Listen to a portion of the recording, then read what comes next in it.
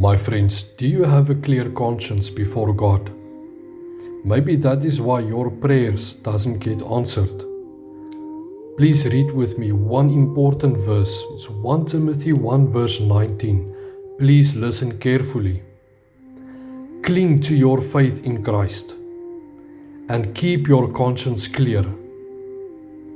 My friends, this is a very clear instruction. Cling to your faith in Christ and keep your conscience clear.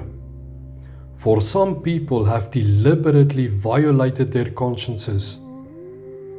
As a result, their faith has been shipwrecked. My friends, we cannot have a clear conscience if we don't live in the light. Cling to Jesus Christ, who is the light. Live in the light, my friend. The Holy Spirit uses our conscience to convict us. If your conscience is telling you that you have done someone wrong, your wife, your kids, your colleague, your boss, your friend, go and reconcile you with that friend or that person and tell them you are sorry. Repent, my friend, and then you come to God and ask God for His forgiveness. And that is true relationship.